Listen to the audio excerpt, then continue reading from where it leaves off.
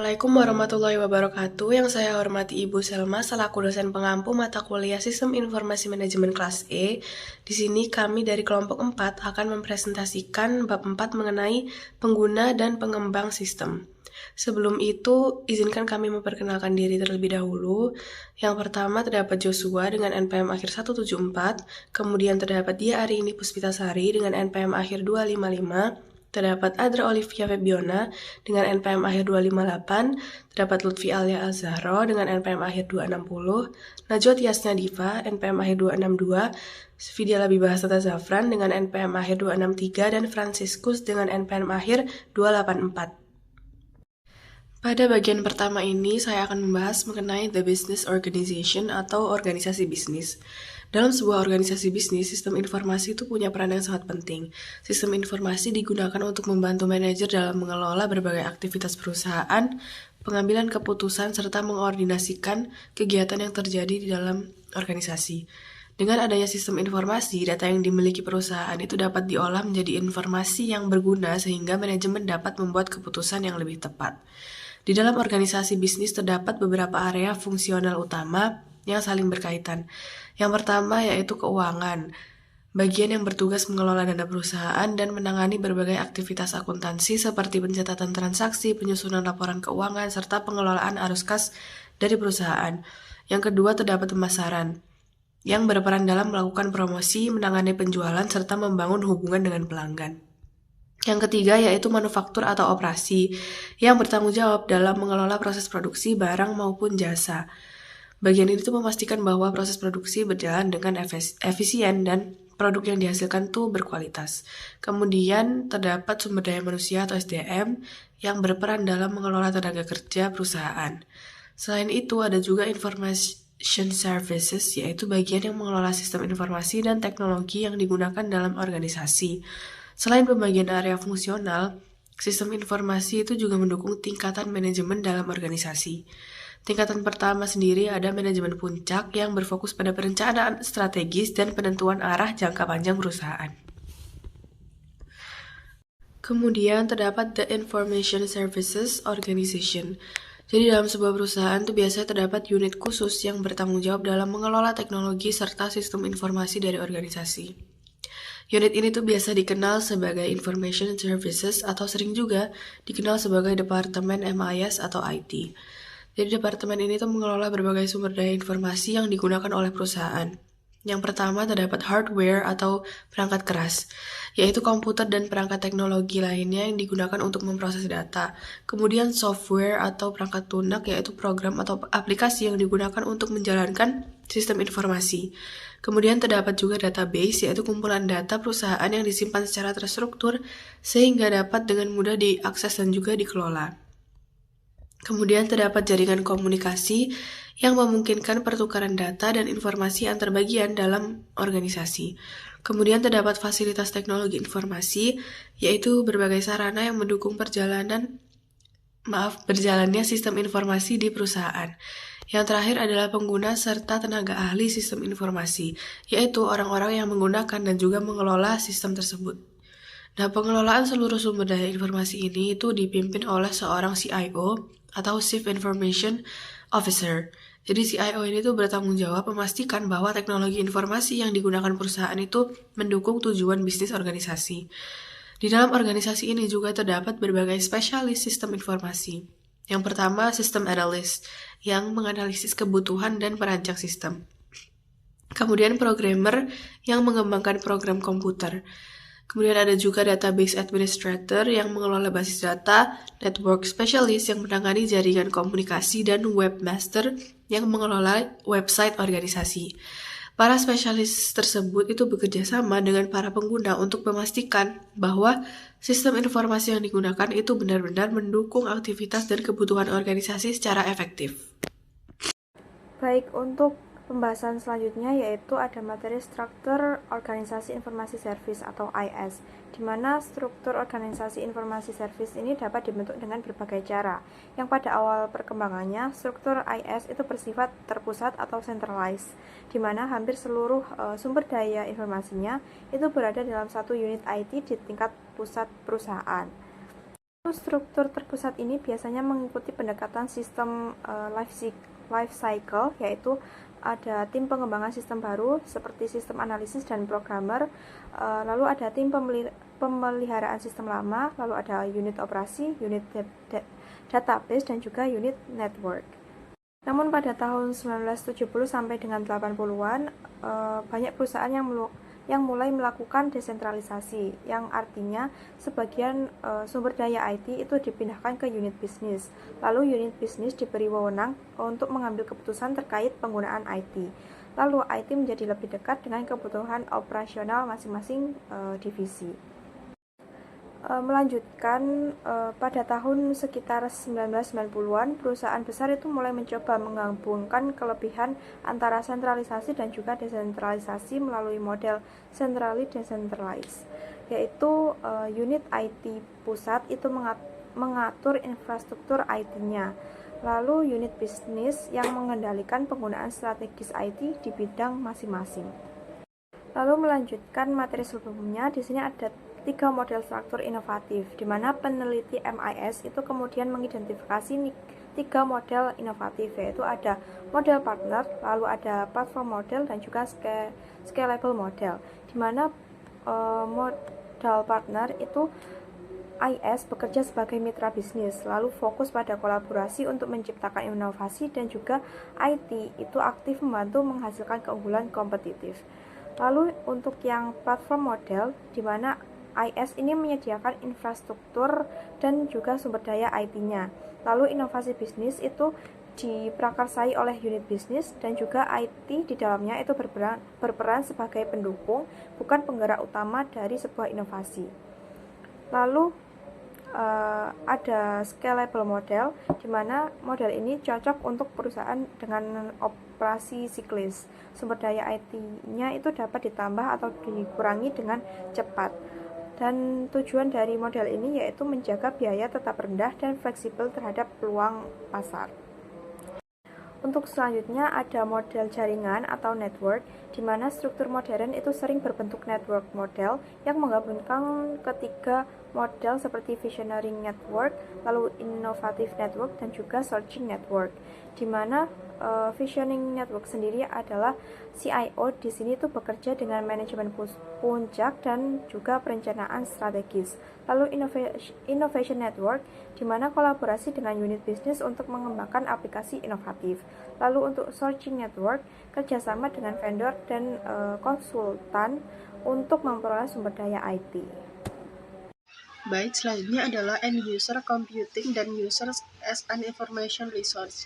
Jadi end user computing ini tuh adalah kondisi di mana pengguna akhir dapat membuat atau memodifikasi aplikasi mereka sendiri menggunakan perangkat lunak yang tersedia. Nah, seperti spreadsheet atau database sederhana. Keuntungan EUC itu responnya cepat terhadap kebutuhan informasi, lalu mengurangi beban departemen TI, meningkatkan kreativitas dan inovasi. Tapi juga terdapat resiko seperti kesalahan perhitungan, lalu kurangnya dokumentasi, dan yang terakhir itu adalah masalah keamanan datanya. Selanjutnya ini adalah pengguna sebagai sumber daya informasi. Jadi ini tuh maksudnya mereka memiliki pengetahuan langsung tentang proses bisnis dan kebutuhan informasi. Keterlibatan pengguna ini tuh penting dalam identifikasi kebutuhan sistem, lalu perencanaan dan pengujian, lalu juga untuk evaluasi implementasi. Jika pengguna ini tidak terlibat, sistem itu mungkin tidak sesuai kebutuhan dan beresiko ditolak saat diterapkan.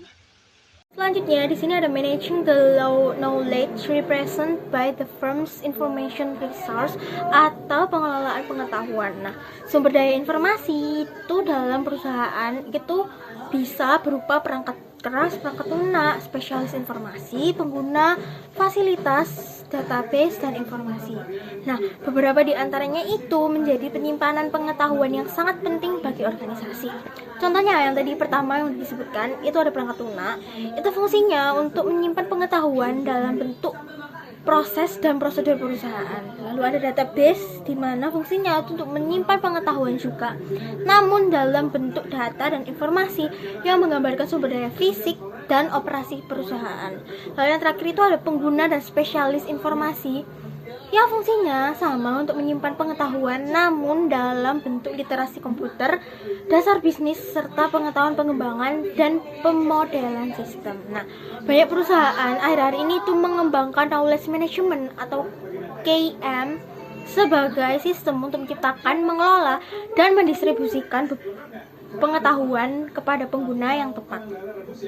Nah, beberapa vendor itu juga menyediakan perangkat lunak seperti KM yang dapat digunakan perusahaan. Untuk berkarir di bidang sistem informasi, ada dua hal utama yang dibutuhkan, yaitu pengetahuan dan keterampilan. Di sisi pengetahuan, kita harus memiliki literasi komputer dan informasi, artinya mampu menggunakan teknologi dan mengolah informasi untuk memecahkan masalah. Selain itu, ada pemahaman dasar bisnis seperti akuntansi, keuangan, pemasaran, dan manajemen juga penting, karena sistem informasi selalu mendukung proses bisnis organisasi. Kita juga perlu memahami konsep sistem pemodelan seperti DFD, IRD, serta tahapan pengembangan sistem melalui SDLC agar tahu bagaimana sebuah sistem dirancang dan dikembangkan secara terstruktur. Dari sisi keterampilan, komunikasi menjadi kunci karena kita harus menyampaikan ide dan solusi teknologi kepada pengguna maupun manajemen. Kemampuan analitis dibutuhkan untuk mengidentifikasi masalah dan merumuskan solusi yang tepat. Terakhir, kreativitas dan kepemimpinan penting agar mampu menciptakan inovasi dan mengarahkan tim mencapai tujuan organisasi. Baik, di sini saya akan menjelaskan mengenai Office Automation atau OA. Jadi, Office Automation adalah penggunaan teknologi elektronik atau komputer untuk membantu pekerjaan kantor, terutama dalam komunikasi dan pengolahan informasi. Nah, konsep ini itu muncul pada awal tahun 1960-an ketika IBM memperkenalkan word processing untuk memproses dokumen kantor. Nah, setelah itu berkembang berbagai teknologi lain seperti email, electronic calendaring, video conferencing, desktop publishing, fax, dan lain-lain. Nah, teknologi tersebut itu disebut sebagai Office Automation karena membantu aktivitas kantor menjadi lebih cepat dan efisien. Nah, Office Automation itu juga berfungsi sebagai sarana komunikasi antar orang dalam perusahaan maupun dengan pihak luar. Nah, OA sendiri itu awalnya hanya digunakan oleh staf sekretaris dan administrasi, seperti untuk mengetik dokumen atau mengirimkan pesan. Namun seiring berkembangnya teknologi, OA ini juga digunakan oleh manajer dan profesional untuk memecahkan masalah dan berkomunikasi. Selanjutnya ada virtual office. Jadi virtual office adalah konsep kerja di mana pekerjaan kantor tidak harus dilakukan di lokasi kantor fisik, tapi bisa dilakukan di berbagai tempat selama terhubung melalui teknologi komunikasi elektronik.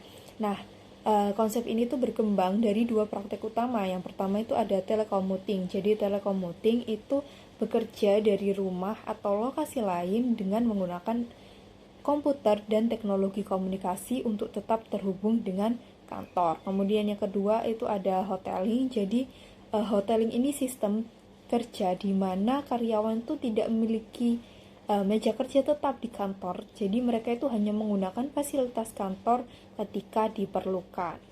Nah, keuntungan dari virtual office ini itu mengurangi biaya fasilitas kantor, mengurangi biaya peralatan karena dapat digunakan bersama. Kemudian pekerjaan itu tetap berjalan walaupun karyawan itu tidak bisa datang ke kantor. Kemudian yang terakhir membuka kesempatan kerja bagi penyandang disabilitas, lansia, atau orang tua yang memiliki anak kecil.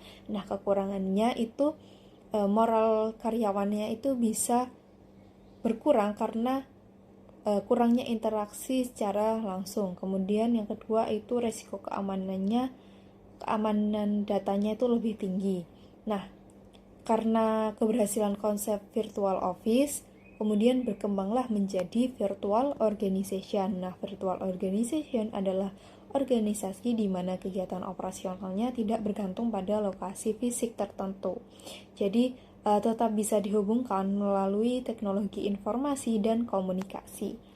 Nah, dengan adanya teknologi tersebut, aktivitas organisasi itu dapat dilakukan dari berbagai tempat tanpa harus berada di satu kantor saja. Nah, untuk dampak virtual organization bagi masyarakat itu konsep ini tuh diperkirakan memberikan dampak besar terutama pada industri yang berbasis informasi, ide, dan pengetahuan atau disebut 3I economy. Berikutnya di sini saya akan membacakan mengenai studi kasus dari materi dan studi kasus dari kelompok kami. Jadi yang pertama ini judulnya itu transformasi sistem informasi dan prakerja pada PT Nusantara Retail. Jadi PT Nusantara Retail ini merupakan perusahaan retail nasional yang memiliki banyak cabang di berbagai kota di Indonesia. Pada awalnya seluruh sistem informasi perusahaan dikembangkan dan dikelola secara terpusat oleh Departemen Teknologi Informasi, dan setiap divisi yang membutuhkan sistem baru harus mengajukan permintaan kepada departemen tersebut. Pendekatan ini berjalan cukup baik pada tahap awal, tetapi seiring dengan pertumbuhan perusahaan, jumlah permintaan pengembangan sistem meningkat secara signifikan. Departemen Teknologi Informasi mulai mengalami kesulitan dalam menangani semua permintaan tersebut, dan banyak proyek pengembangan sistem yang tertunda karena keterbatasan sumber daya. Akibatnya, beberapa manajer harus menunggu cukup lama untuk memperoleh sistem yang mereka butuhkan. Selain itu, sering terjadi kesenjangan komunikasi antara pengguna sistem dan pengembang teknologi informasi. Para manajer memahami kebutuhan bisnis, tapi tidak selalu mampu menjelaskan kebutuhan tersebut secara teknis, sementara spesialis teknologi informasi tidak selalu memahami proses bisnis secara mendalam. Oke, selanjutnya saya akan menganalisis dari kasus ini. Jadi untuk hasil dari analisisnya itu, kasus PT Nusantara Retail ini menunjukkan bagaimana perubahan dalam pengelolaan sistem informasi dapat mempengaruhi efisiensi organisasi. Permasalahan utama yang dihadapi perusahaan adalah banyaknya permintaan pengembangan sistem di Departemen Teknologi Informasi.